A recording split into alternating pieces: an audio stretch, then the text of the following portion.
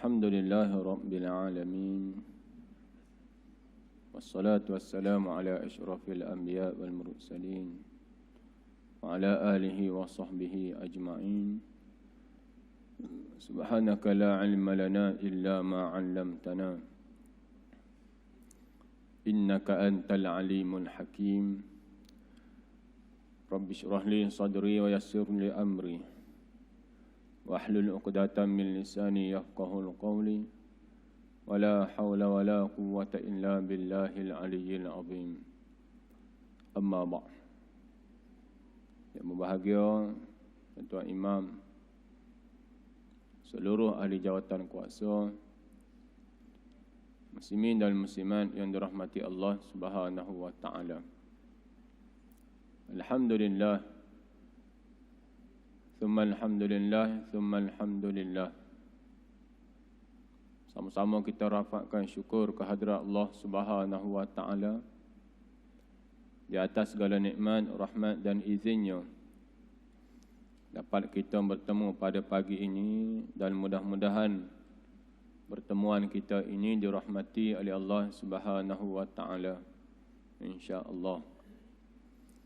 Muslimin dan muslimat yang dirahmati Allah Subhanahu wa taala, insya-Allah pada pagi ini kita sama-sama menelaah beberapa ayat Allah Subhanahu wa taala dan hadis Nabi sallallahu alaihi wasallam. Firman Allah Subhanahu wa taala ba'da a'udzu billahi minasyaitonir rajim. Ya ayyuhallazina amanu taqullaha wal tanzur nafsum ma qaddamat lighad. Wattaqullah innallaha khabirum bima ta'malun. Yang bermaksud, wahai orang-orang yang beriman, bertakwalah kepada Allah Subhanahu wa taala, yaitu dengan mengerjakan suruhannya dan meninggalkan larangannya. Dan hendaklah tiap-tiap diri melihat dan memerhatikan apa yang ia telah sediakan, yaitu dari amal-amalnya untuk hari esok, yaitu untuk hari akhirat. Kemudian Allah kata lagi, Allah kata dan sekali lagi, bertakwalah kepada Allah, sesungguhnya Allah amat meliputi pengetahuannya akan segala yang kamu kerjakan. Ayat yang Allah Subhanahu wa taala suruh kita renungkan. Ayat yang Allah Subhanahu wa taala suruh kita perhatikan. Adakah kerja buat kita di atas muka bumi Allah Subhanahu wa taala ini, adakah boleh jadi sebagai bekalan untuk kita bawa ke hari akhirat? Dan sebelum Allah suruh perhatikan, Allah suruh renungkan, Allah Subhanahu wa taala ajak dulu, iaitu supaya kita ni bertakwa. Setiap minggu dipesan kepada kita berkaitan dengan takwa. Setiap minggu. Setiap minggu khatib akan baca, usikum bitaqwallah. Yang mana mengajak kita, memesan kepada kita supaya kita ni bertakwa kepada Allah Subhanahu wa taala. Iaitu dalam masuk takwa itu, iaitu melakukan segala suruhan dan meninggalkan larangan. Kalau kata Sayyidina Umar Al-Khattab, katanya apa itu takwa? Bila melalui satu jalan yang ada halangan, maka dia akan mengelak. Dia akan mengelak daripada halangan itu. Bermakna kalau kita bertembung dengan larangan, maka kita akan mengelak larangan itu.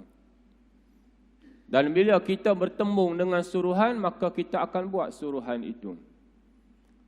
Bila dalam keadaan melakukan suruhan dan meninggalkan larangan, barulah kita ni dalam keadaan orang yang bertakwa kepada Allah Subhanahu wa taala. Bila dalam keadaan demikian, maka datanglah memikirkan akan usaha kita, ibadah kita, amalan kita di atas muka bumi ini, adakah cukup untuk kita jadikan bekalan untuk bertemu dengan Allah Subhanahu wa taala. Adakah cukup?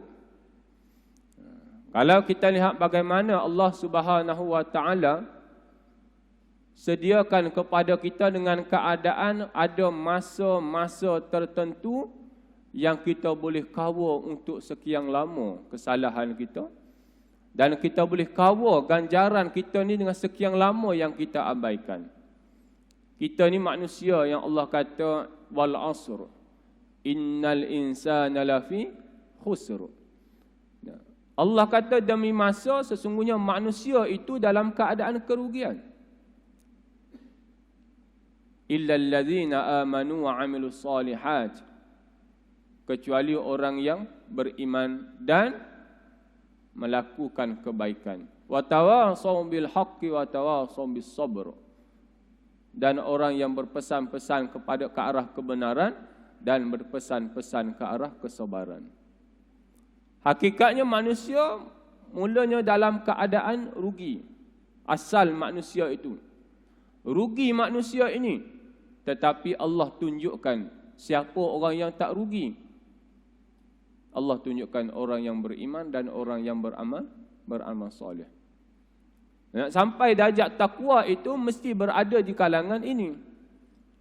Di kalangan ikut perintah, tinggal larangan, di kalangan orang yang beriman dan beramal soleh, dan berpesan ke arah kebenaran dan berpesan ke arah kesabaran. Jadi muslimin dan muslimat yang dirahmati Allah Subhanahu wa taala, bagaimana bekalan kita untuk bertemu dengan Allah Subhanahu wa taala? Dalam kesempatan 10 malam terakhir ini yang kita boleh cover, macam orang berniaga lah. Orang berniaga pakaian bila nak menjelangnya hari raya Aidil Fitri, nak menjelangnya Syawal, maka dia akan cari keuntungan yang kalau boleh untuk cover setahun. Nah, ni orang yang berniaga pakaian. Ada orang berniaga pakaian sini, boleh mengiyakan. Saya bapa saudara berniaga pakaian. Itu yang tahu. Bila dalam keadaan nak masuknya Ramadan, maka dah buat persiapan dah. Masukkan barang untuk menjelang Syawal. Kenapa? Kerana waktu itu dia boleh kaut keuntungan seolah-olah 6 bulan, seolah-olah setahun. Dia boleh kaut keuntungan. Maka dalam keadaan begitu, kita tengok kepada ibadah. Kita lihat kepada ibadah pula bagaimana Allah Subhanahu wa taala sediakan sebulan, dan yang lebih hebat lagi Allah sediakan 10 malam terakhir. Malu kita kepada Nabi sallallahu alaihi wasallam. Di 10 malam terakhir Nabi sallallahu alaihi wasallam mengikat kuat kainnya. Untuk apa? Bukan untuk tidur lena. Nabi mengikat kuat kainnya adalah untuk apa dia? Untuk beribadah secara bersungguh-sungguh kepada Allah Subhanahu wa taala. Dan ada yang mengatakan kerana Nabi SAW menunjukkan bahawa dia menjauhi isterinya. Bukan suruhan, bukan kewajipan. Kerana mendekati isteri, bergaul dengan isteri di malam hari Ramadan itu dibolehkan oleh Allah Subhanahu wa taala. Berpandukan ayat uhilla lakum lailatas siyamir rafathu ila nisaikum. Tetapi Nabi tunjukkan dengan keadaan 10 malam terakhir itu, Nabi tunjuk contoh yang Nabi kejar bagaimana. Dalam keadaan 3 yang Nabi buat di 10 malam terakhir, satunya Nabi menjauhi isterinya. Yang keduanya, Nabi SAW menghidupkan malam-malam 10 terakhir. Bukan malam-malam tertentu, bukan malam-malam ganjil, tapi 10 malam direct Nabi SAW hidupkan dia. Sehingga kan ada yang menyatakan bahawasanya Nabi hidupkan 10 malam terakhir itu, Nabi tak tidur, kecuali Nabi tidur apabila naiknya matahari. Bila keluarnya matahari, Nabi tidur. Tapi malam itu Nabi hidupkan sepenuhnya. Dan bukannya menyuruh kita dalam keadaan sedemikian juga. Kita mampu bangun pukul 3 pagi, pukul 3:30 pagi pun Alhamdulillah. Satu kejayaan yang cukup membanggakan untuk kita semua. Bagi yang bangun. Yang tak dapat bangun, hanya sempat bangun pukul 5, okey bangunlah. Buat tahajud 8 rakaat. Tak mampu buat 8, tak sempat buat 8, buat 6. Tak mampu 6, buat 4. Tak mampu 4, buat 2. Tak mampu buat 2, tak payah buat. Senang. Dalam keadaan yang mana kita kena ambil kesempatan yang Allah Subhanahu Wa Taala sediakan. Malu kita kepada Nabi SAW dengan keadaan kita tak dijamin syurga pun. Tak ada seorang pun depan kita ni dijamin syurga oleh Allah Subhanahu Wa Taala. Melainkan di dalam pengetahuan Allah, kita tak tahu. Tapi tak ada kita boleh mendabik dada kata aku dijamin syurga oleh Allah. Aku dijamin tak ada dosa, tak ada. Tetapi berapa ramai kita yang tidak mengambil kesempatan untuk kita menuju ke alam abadi. Untuk kita menuju ke negeri akhirat. Yang untuk ke sana dalam keadaan sejahtera, kita kena mengambil dalam keadaan jangan kita amankan diri kita di dunia daripada suruhan Allah Subhanahu Wa Taala. Jangan kita amankan diri kita di dunia dengan melakukan larangan Allah. Orang yang melakukan larangan Allah menunjukkan bahawa dia menyatakan diri dia aman, selamat. Walhal tidak akan berhimpung dua keamanan itu, iaitu tak akan dia tu aman di dunia. Maknanya dia tak buat suruhan, dia buat larangan, dia fikir dia aman. Tak akan berhimpun aman di dunia, aman di hari akhirat. Tak akan berhimpun kedua-duanya sekali. Malah dalam keadaan miskin di atas muka bumi ini, seseorang itu dalam keadaan dia letakkan dia dalam lingkungan ada suruhan Allah dan ada larangan Allah Subhanahu Wa Taala. Maka pergi ke hari akhirat, dia akan mendapat aman di sisi Allah Subhanahu Wa Taala. Tuan-tuan yang dirahmati Allah Subhanahu Wa Taala. Kemudian yang ketiga, Nabi gerakkan ahli keluarga dia. Nabi buat 3 ini di 10 malam terakhir. Kita dah masuk malam yang kedua. Kita dah masuk malam yang kedua. Tinggal baki lagi 8 hari lagi, 8 malam lagi. Untuk kita berusaha menghidupkan ataupun mengikut jejak-jejak Nabi sallallahu alaihi wasallam. Tinggal 8 hari. Yang mana Nabi buat yang ketiganya, iaitu Nabi mengejutkan ahli keluarga. Supaya dalam keadaan bangun. Bangun menghidupkan 10 malam terakhir.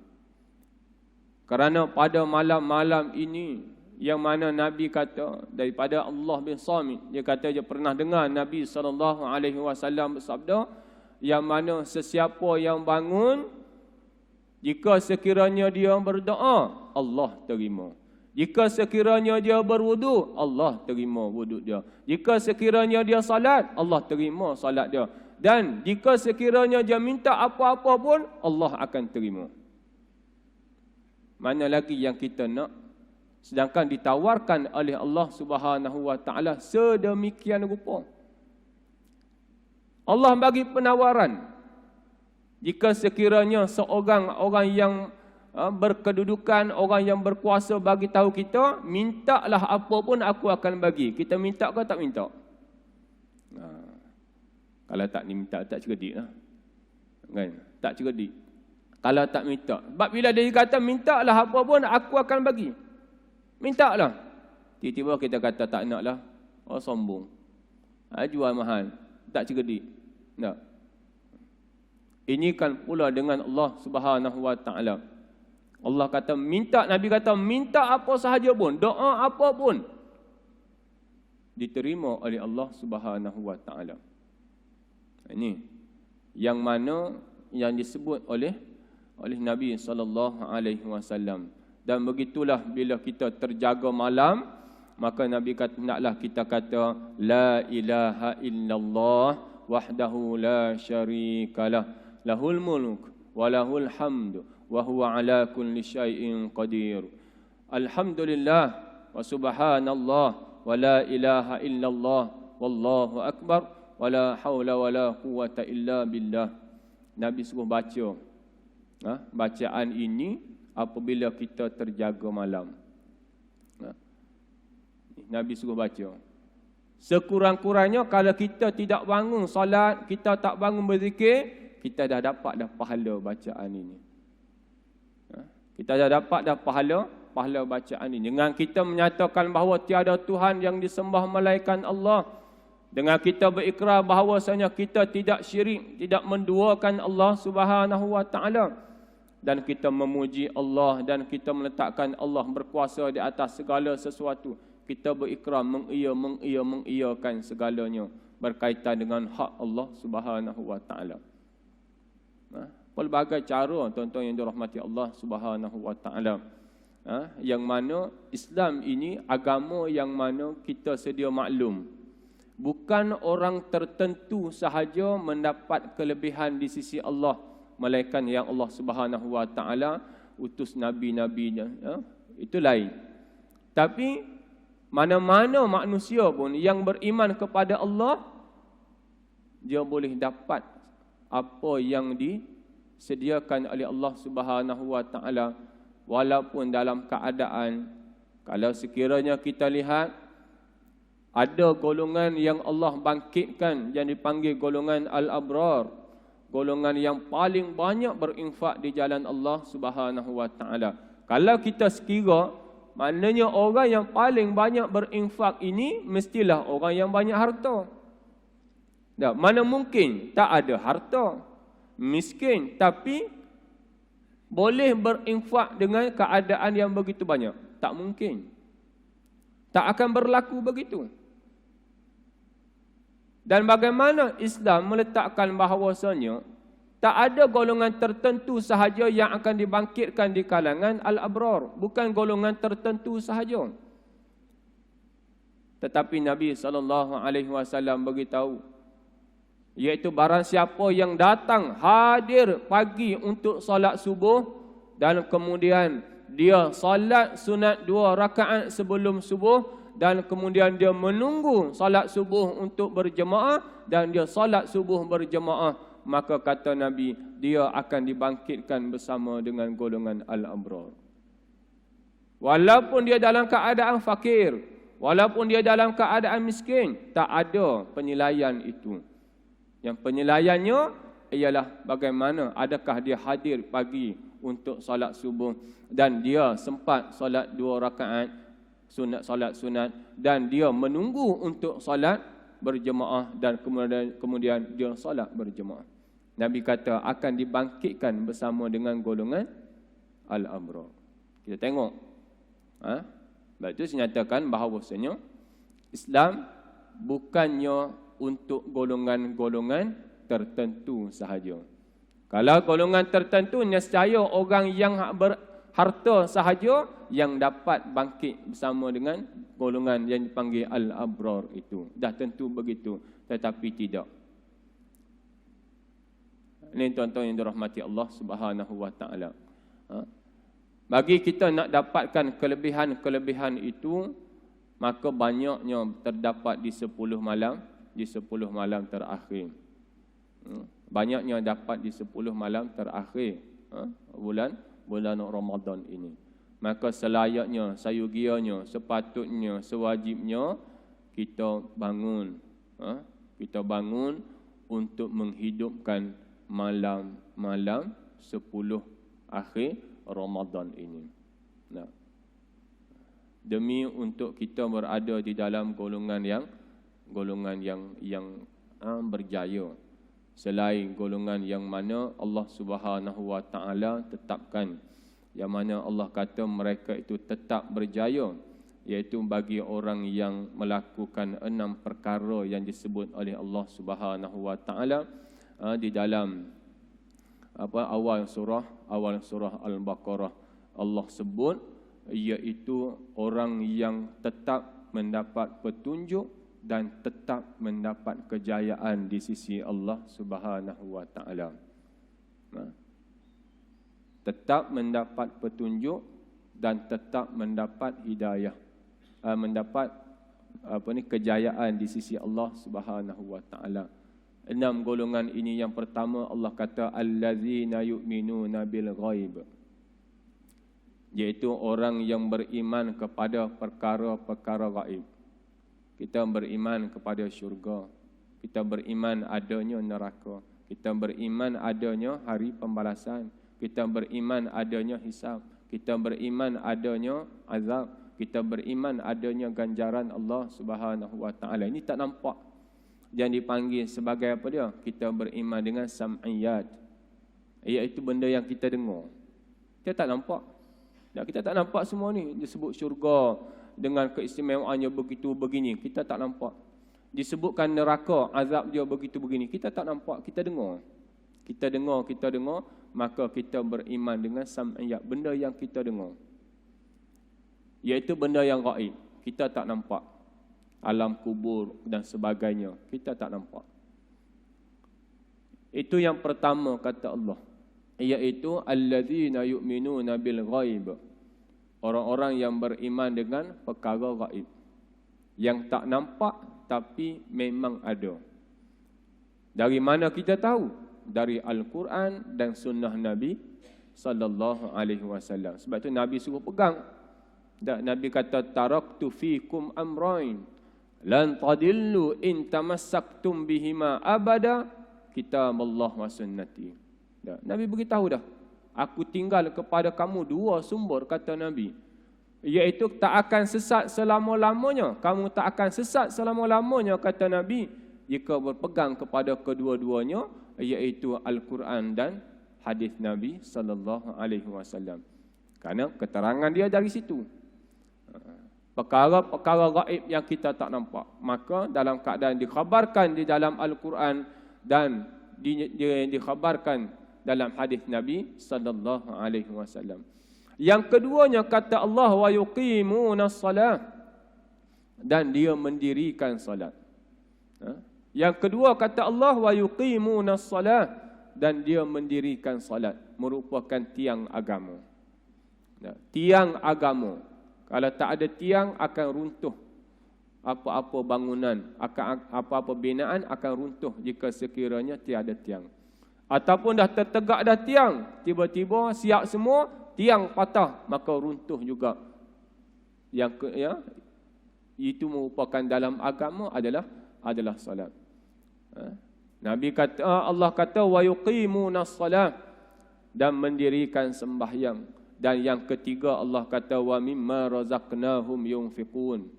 Allah kata apa yang ketiga? Serta membelanjakan sebahagian dari rezeki yang kami berikan kepada mereka. Ingat, Allah kata wa mimma razaqnahum yunfiqun, dan membelanjakan sebahagian rezeki yang kami berikan kepada mereka. Allah kata apa dia? Yang kami berikan. Maknanya apa dia? Rezeki yang kita ada itu adalah pinjaman Allah sementara. Allah bagi. Allah bagi. Karena bila kita meninggal, semua yang kita akan tinggal. Kita akan tinggal. Dan dunia ini pun Allah kata dunia ini pun adalah warisan. Sebagai pusaka je untuk kita ni, dunia ni. Mana kita bawa dunia ni ke alam akhirat? Tak ada. Mana kita bawa dunia ni ke alam kubur? Tak ada. Bila kita meninggal, maka orang lain pula akan warisi dunia ini. Jadi, yang ketiganya kata Allah, wa mimma razaqnahum yunfiqun, dan membelanjakan sebahagian rezeki yang kami berikan kepada mereka. Melanjakan di jalan Allah. Kalau kita lihat di bulan Ramadan ini, Nabi SAW yang mana dikhabarkan oleh Jibril alaihissalam, Nabi lebih pemurah lagi di bulan Ramadan ini. Hari-hari biasa Nabi yang paling pemurah, dan bila bulan Ramadan Nabi lagi lebih pemurah di antara bulan-bulan yang berbanding bulan yang lain. Baik. Kemudian yang keempat, Allah kata alladzina yu'minuna bima unzila ilaik. Yang keempat Allah kata alladzina yu'minuna bima unzila ilaik, iaitu orang yang beriman dengan apa yang diturunkan kepada mereka, iaitu Al-Quran. Beriman dengan Al-Quran. Kata Dr. Kata Ibnu Katsir di dalam tafsirnya, dia kata apa dia? Jika kaum yang menerima kitab, beriman dengan kitabnya, dan dalam masa yang sama dia sempat dengan penurunan Al-Quran, jika dia menolak Al-Quran maka binasa. Ibu kepada kitab-kitab yang lain. Itu yang diturunkan. Tapi dalam masa yang sama Allah sebut juga wa ma unzila min qablik, yang kelima. Yang kelima Allah sebut wa ma unzila min qablik. Maknanya apa dia? Dan beriman dengan kitab-kitab yang diturunkan sebelum itu. Iaitu sebelum Al-Quran, kitab Zabur, kitab Taurah, kitab Injil. Kita kena beriman juga. Tak boleh kita ambil Al-Quran, kita kata kitab lain tak payahlah. Tak boleh. Sebab Allah sebut juga iaitu beriman dengan kitab yang diturunkan dahulu daripadamu, kata Allah Subhanahu wa taala. Dan yang keenamnya Allah kata wabil akhiratihum yuqinun, iaitu mereka yakin akan adanya hari akhirat. Mereka yang yakin dengan adanya hari akhirat. 6 ini cukup tak 6? Cukup kan?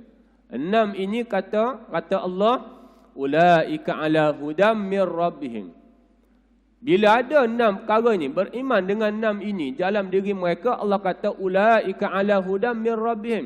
Mereka itu tetap mendapat petunjuk dari Allah. Kata dengar tak?